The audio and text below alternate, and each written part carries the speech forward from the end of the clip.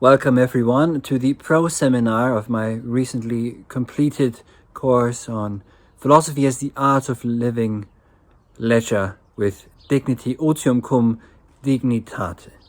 Some of the participants prepared talks, as always, and those who agreed to have it published on YouTube, you can listen to now. And if you'd like to study this course on your own time, there will be a link in the description of this video so you can enroll in the course now if you so desire and learn about leisure, scolaire, otium as the basis, or why it is really the foundation of the polis. Thank you very much indeed. Jack Krasuski, you have the floor. Thank you, Johannes, and thank you, everyone. And I took this, I was not planning on taking your course on Scolae, but somehow I got really into it and it really captured my attention.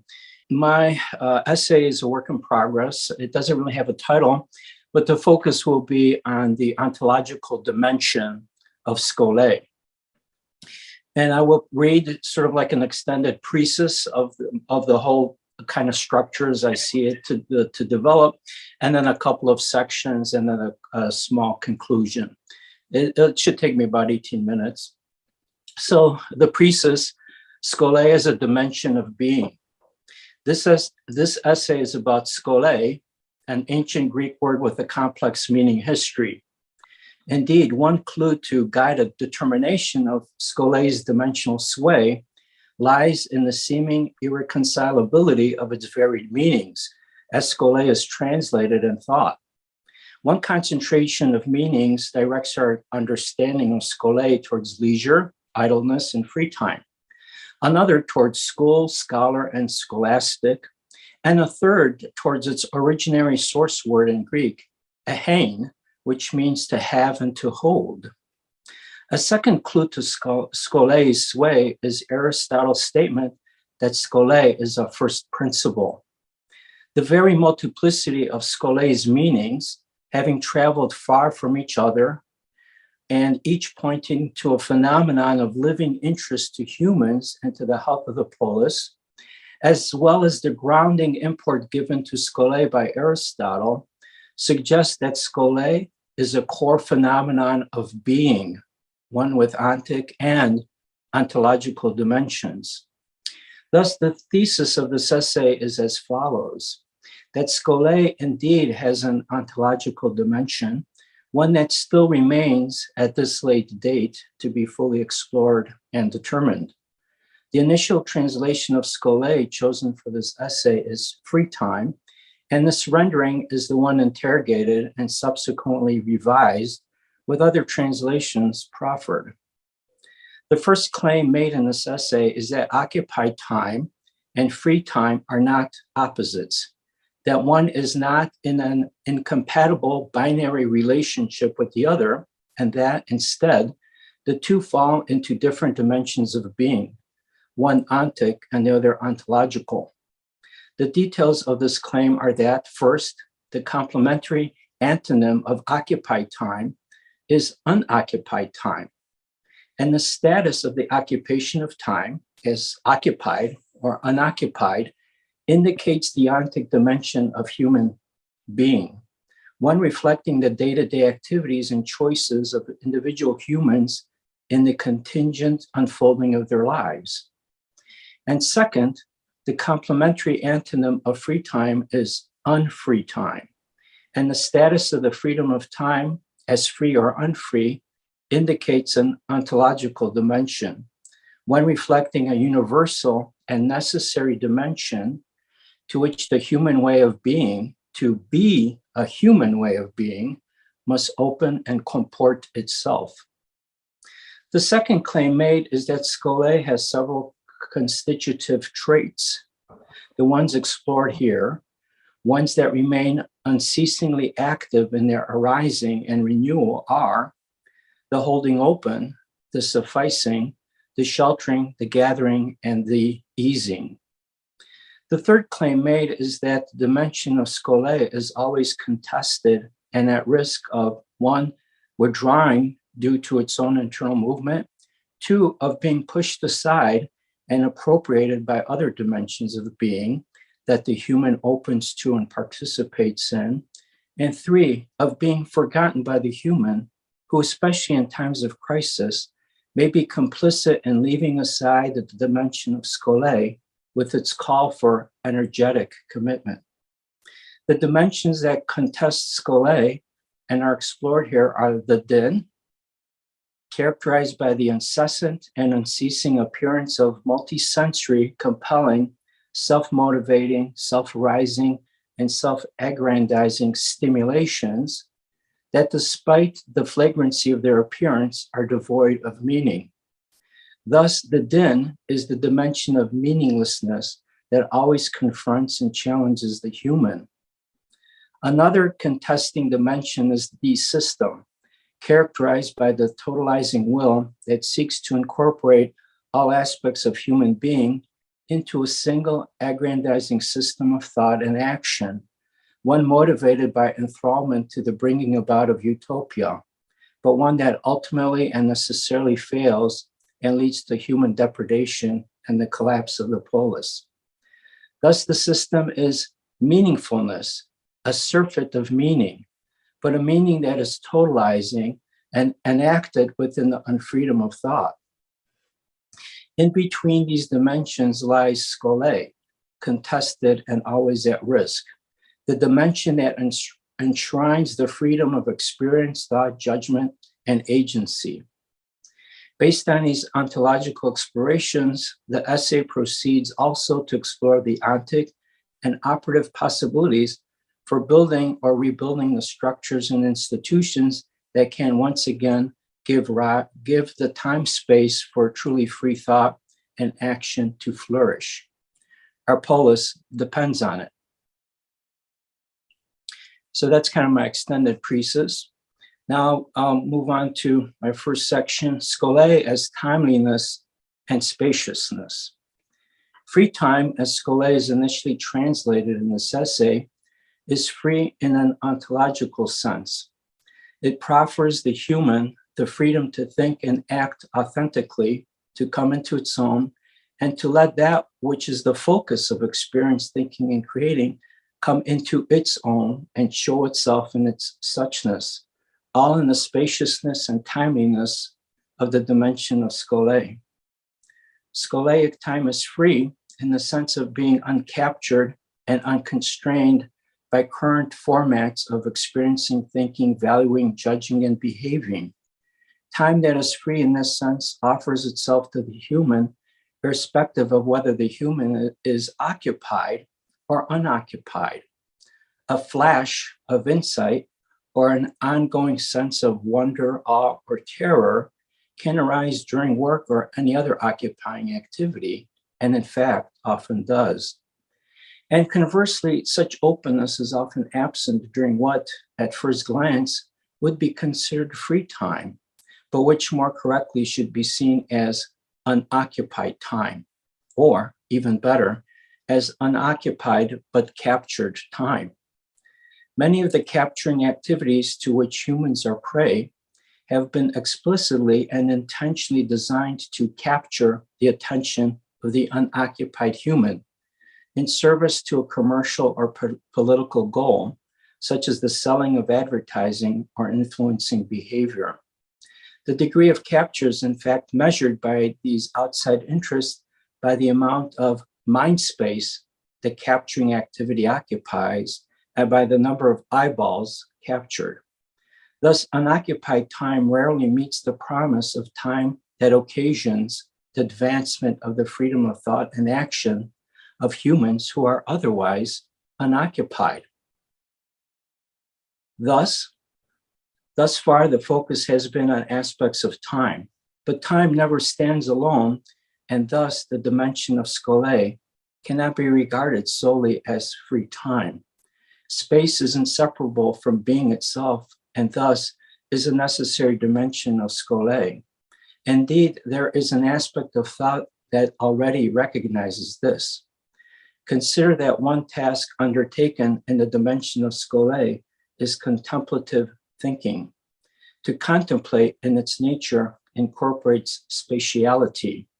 The source word in Latin is contemplus, conjoining con, expressing either an intensive of what follows or the sense of together, and templum as the place for the taking of auguries, that is, the foretelling the future through the reading of signs.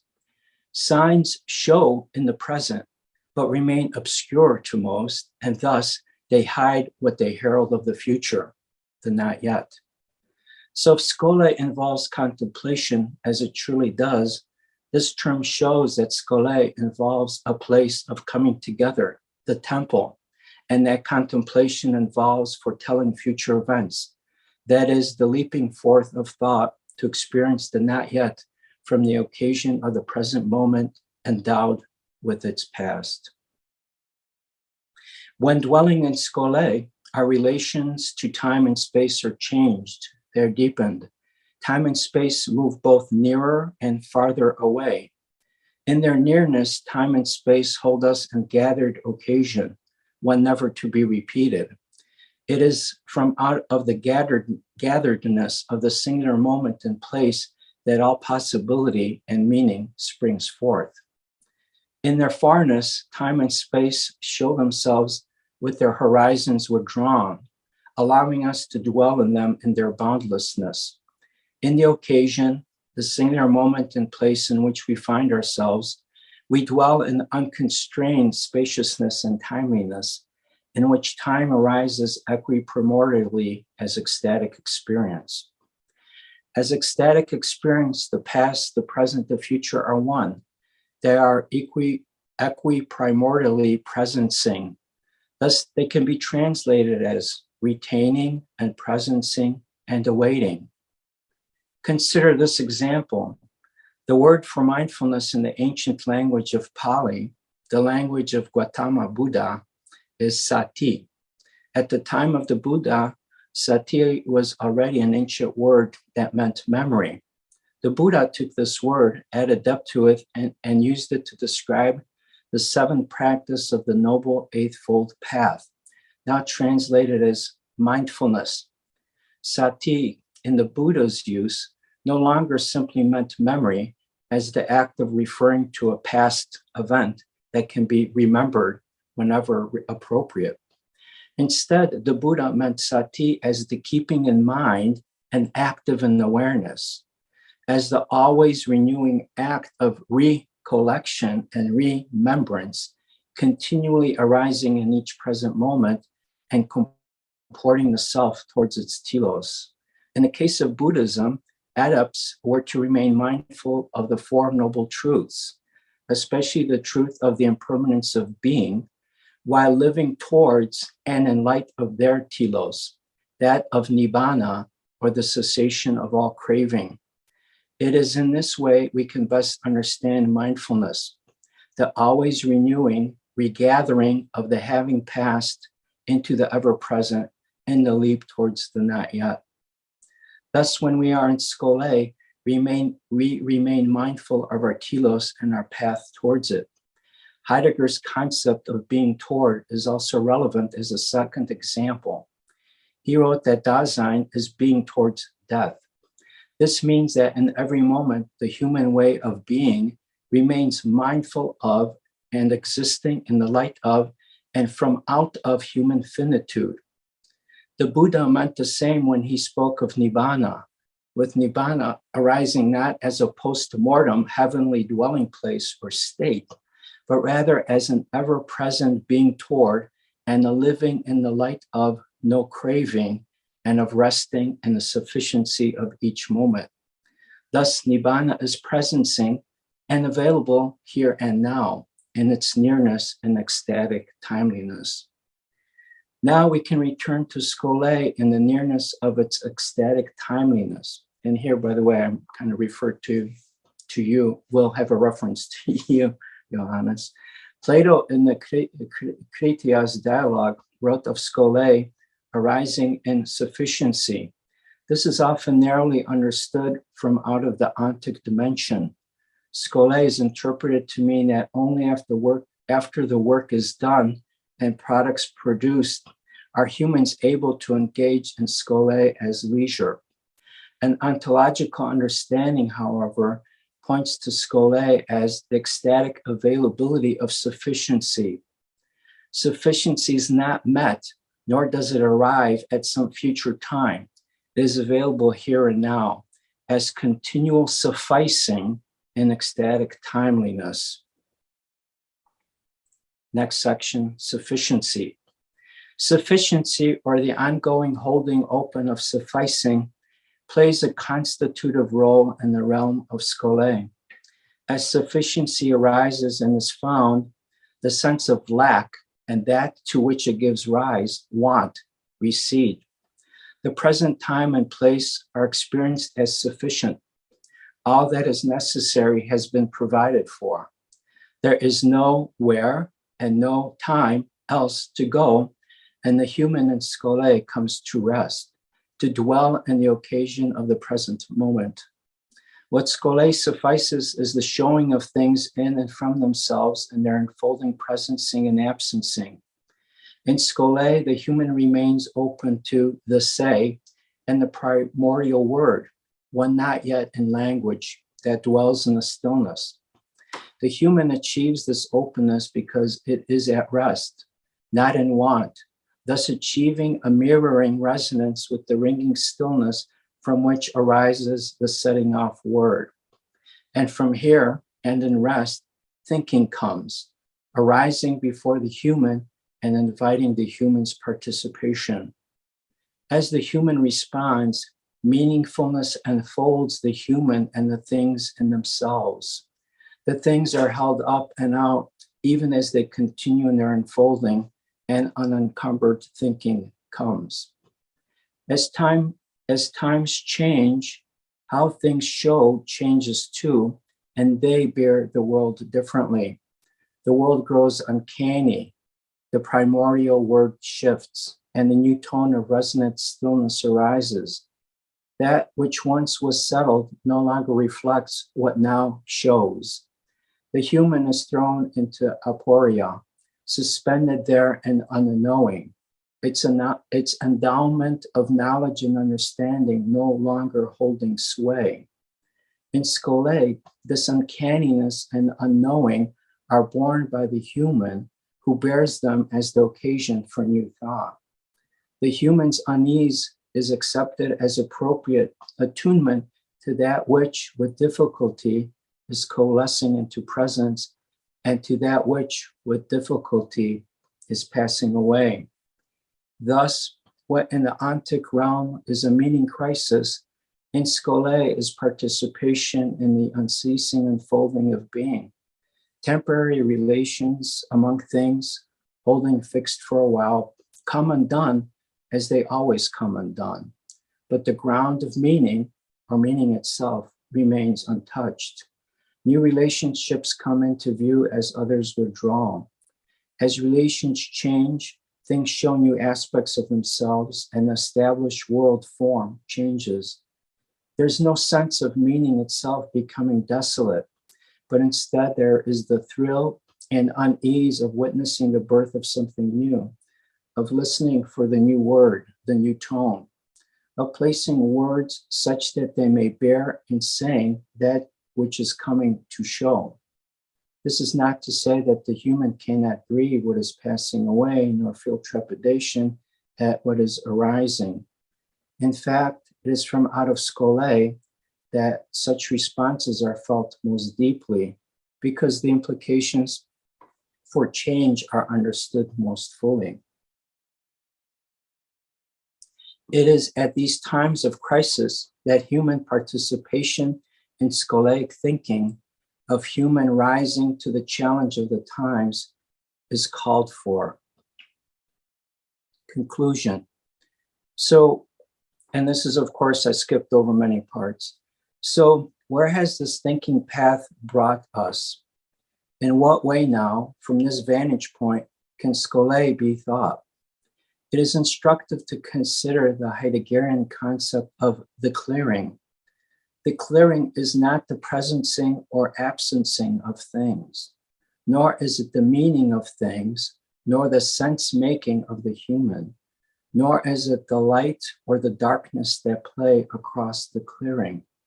Rather, the clearing is the emptiness on which all of these play out, each in its own way, each in the occasion of its unique moment and place. The clearing, rather, is pure awareness, as the Buddhists would say. It is the schism, as I understand Evo's concept to be. It's the free openness, that's Heidegger's term, on which everything occurs. It is the Abgrund, the giving way ground that lets everything be as it is, as it unfolds, and as it is meant to be in its trueness. Thus, one question that arises is this: is skole another word for the clearing? It may be, but immediately another thought arises. Perhaps skole is relational, indicating a relationship between the human and the clearing. Perhaps skole is neither the human nor the clearing, but the human entry into the clearing, to think and to dwell there. The clearing is the open time space, the only one in which free thought and free action can take place. The human need not ever enter the clearing, but the human is granted entry to it, invited into it through the attuning stillness, an invitation that is often not heard. The entry may not be granted at all times. Perhaps it is only granted in opportune times when the occasion arises. The end. Thank you very much. If there are any immediate questions, you can raise them. If there are none, then we will do this another time. Obviously, send me your essays, please. Afterwards, everyone. Well, a quick question. Don't take this the wrong way, but I found myself thinking about boredom.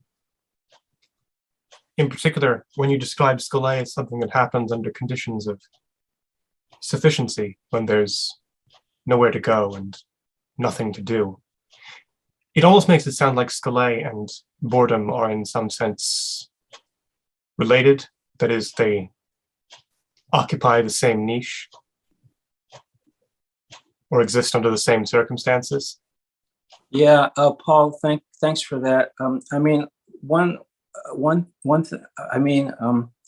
it came out the way it came out, but I think the way I'm thinking about it is not that skole arises when there is sufficiency. It's the other way around. Sufficiency arises when we dwell in skole. But having said that, I do think there's a relationship between skole and boredom, that there is some overlap. And I can't really put it into words right now, but I think there is something there, and I do want to explore that. In fact, I kind of just jotted some notes about boredom, because I do think that there's something there. I don't think it necessarily maybe from sufficiency. I'm not, actually, let me just say I'm not sure, but thank you for that comment. Okay, thank you. Very good. Perhaps even Paul, maybe your essay might fit well with that one. Maybe you go next. If you'd like, I can go next, as long as Yes. I'm not, taking place of anybody. No. Okay. An essay on skole. Civilization begins in leisure. For Aristotle, this phrase occurs in passing in an account of the origin of the arts that aligns with what we now call Maslow's pyramid. Once we have met our basic physical needs and our social needs, then we can pursue what is an end in itself. This is pleasingly schematic, but it doesn't work. Maslow's pyramid is one of those schematics that breaks down when we try to think it through narratively, when we try to think through how it would actually work in the lives of human beings. Even before Aristotle, Plato tried to do exactly that. to think through in a mythic register the origin of civilization. As Aristotle will, he recognizes that the question of civilization is the question of scholae. But unlike Aristotle, he recognizes the contradiction this implies. And in the Critias, he expresses the tension within the idea of leisure through the two actors in his story, Atlantis and Athens. Plato's mythic Atlantis is the domain of business and busyness. In concrete terms, it probably resembles the Athens of Plato's time, a naval power, more than his mythic agricultural Athens does. Aside from the specifics of its divine origin, Atlantis as a naval power is rather generic, one Mahan would recognize. A society born not on the vulnerable shore, but far enough inland to defend itself, yet still with good access to the sea. In this respect, it bears a strong resemblance to the real Rome to come, not to mention London. Being a naval power, Atlantis is also a commercial power. And since Atlantis is a commercial power, leisure in Atlantis is the kind we know well from our own commercial civilization. R&R, rest and relaxation. A commercial society tends towards maximum, continuous, incessant activity. Its idea of leisure is mechanical, what we describe for machinery as a duty cycle. Hours on, hours off. Our familiar world of shifts and timetables. Plato's mythic Athens is something different. He takes care to establish how different, even geologically, this twice ancient Greece is. His imagination fills the land between its promontories with rich soil, making his Athens not a naval but an agricultural society. In an agricultural context, what leisure means is different. The unavoidable cycle of human activity and recovery is subordinated to the larger cycle of the seasons, of sowing and the harvest. The seasons call forth intense effort at times, and while it lasts, this intense effort must also be intermitted with periods of rest. But at other times, the seasons compel us to allow nature to withdraw and to wait for what it provides. This agricultural idea of leisure subsumes the commercial idea of leisure, but it adds something different. The closest word in English might be downtime. Plato and Aristotle call it scholae. What is distinctive about scholae is that it too builds on the cycle of activity and rest. But instead of being directed towards practical ends, towards building or fighting or piling up money, it happens not because of an external necessity, but because of an internal drive. It is less something we do, more something within ourselves that we allow to show. This rhythm of activity and rest is also human nature, as natural and necessary as breathing, what keeps us poised between exhaustion and atrophy. And in this alternation we grow as a tree grows with rings. In scholae we are like the tree in the field, able to grow in all directions rather than the tree in the forest, which can only grow up. Scholae provides the room that both represents us and realizes us. Scholae is the fulcrum, the moment of poise, when we can ask not just what is to be done or how, but why we are doing it at all. It should be noted that in the metaphysics, Aristotle characterizes leisure differently than he does in the politics. In the politics, leisure is distinguished from amusement, but not from pleasure. There, the exemplar of leisure is music. But in the metaphysics, the arts of leisure are the arts which serve neither necessity nor pleasure. There, the exemplar of leisure is mathematics.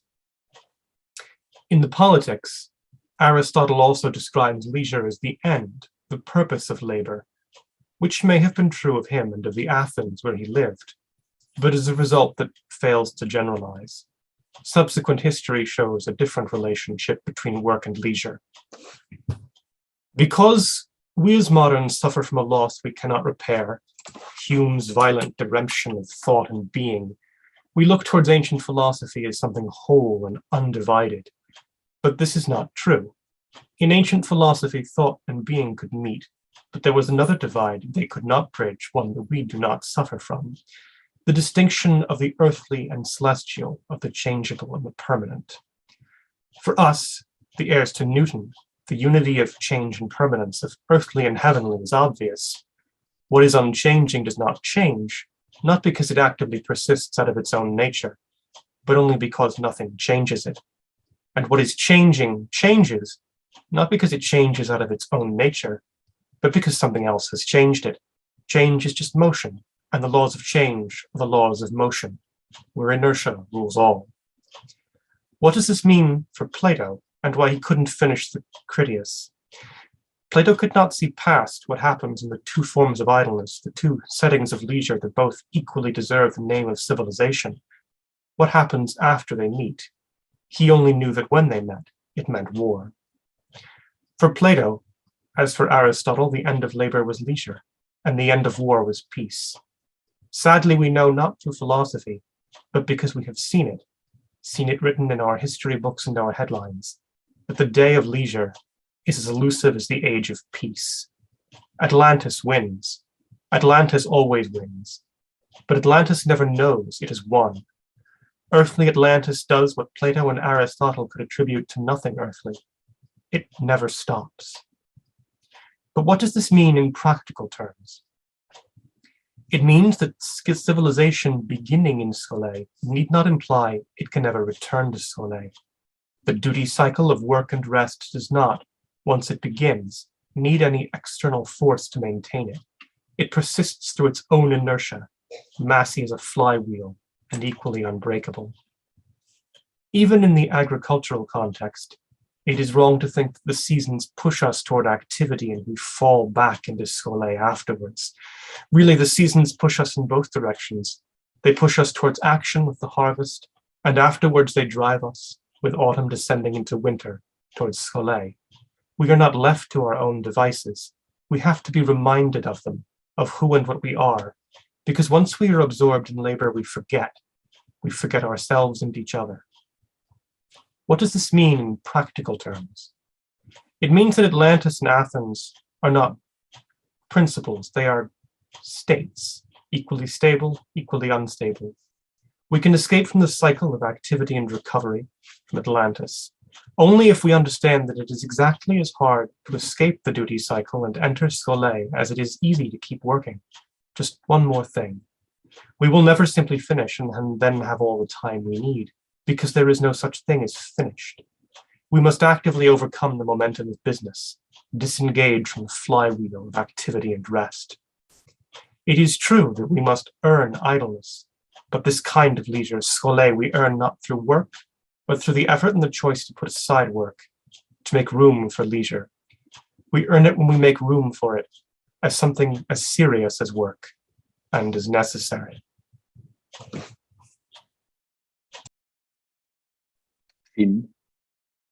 Thank you. Excellent writing and reading. As before, if there are immediate questions, raise them now. If not, you can continue afterwards.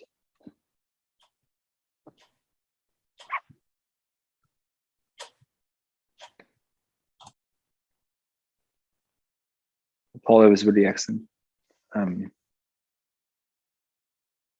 Maybe I didn't hear it. The one thing I would add though is, and I think I mentioned this in the previous version to it, that in the politics there's also the remark that Scolae is in fact the arche of everything. So that maybe should also be considered. And yeah, maybe Atlantis does sink, doesn't it? By the way, I would agree on the notion that the Greeks aren't children. They are, funnily enough, they are children to Marx, but they aren't to Goethe, for example. The Greeks aren't young. They're already quite old. What they suffer from perhaps the most is the loss of myth. And philosophy itself could be seen as not a reaction against it, no response to the loss of myth.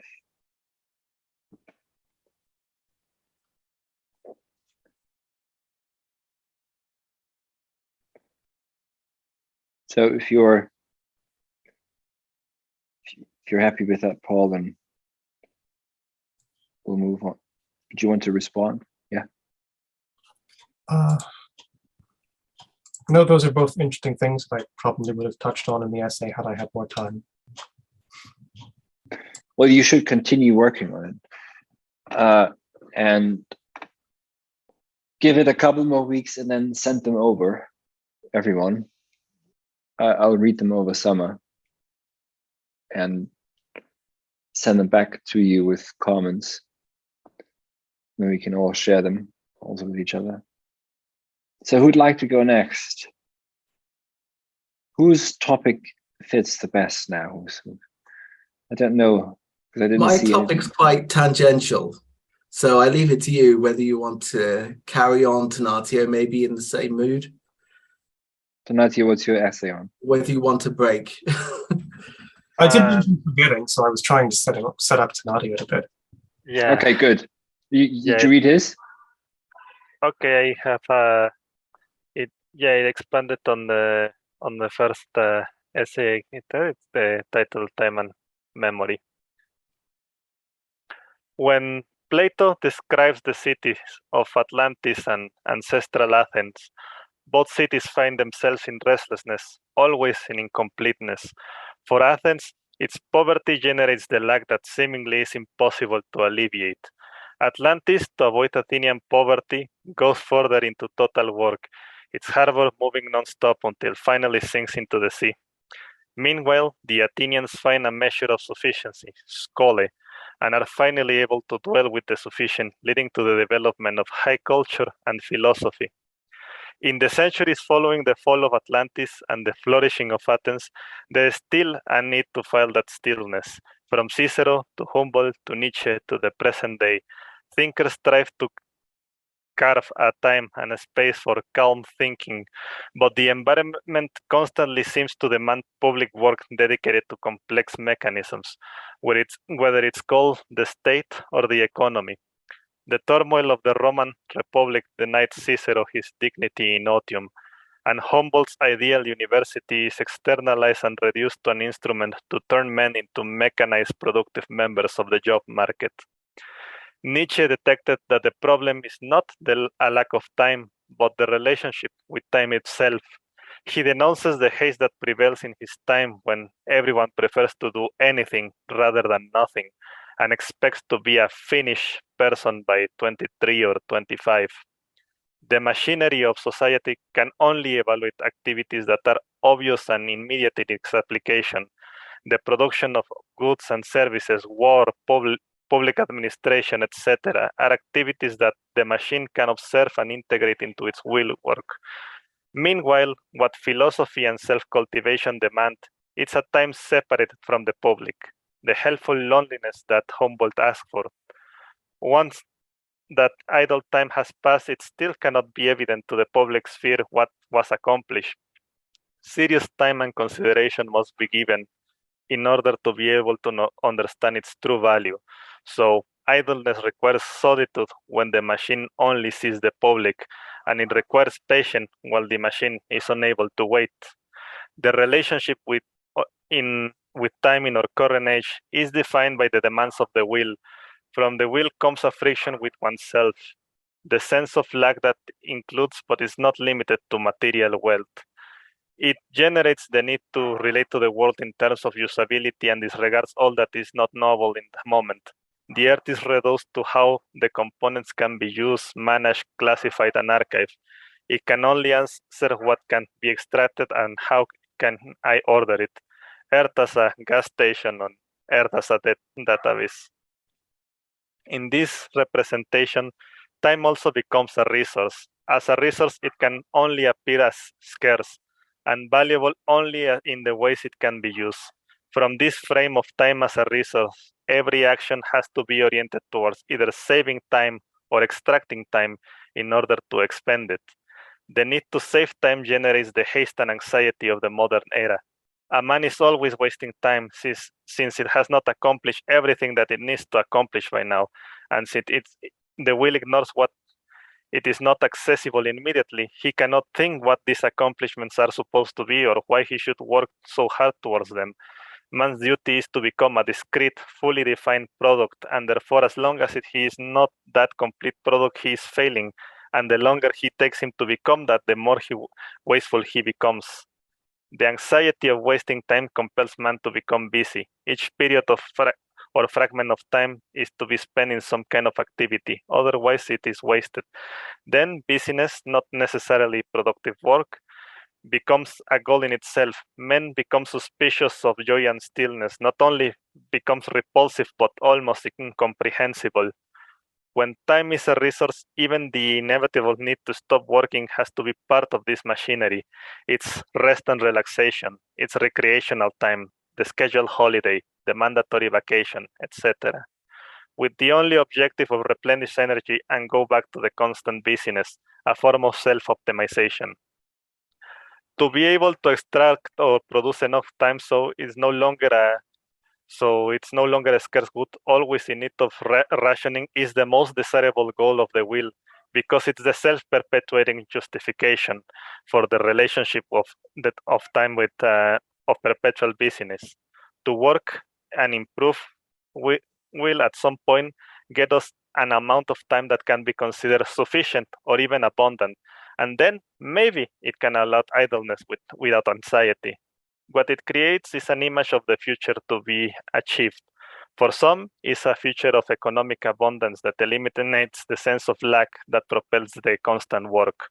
For others, it's a stage of technological development, where work is performed by machines and finally is no longer a human concern. And the most literal view of those imagined futures is to extend life to such a degree that we no longer have to worry for the finite nature of time.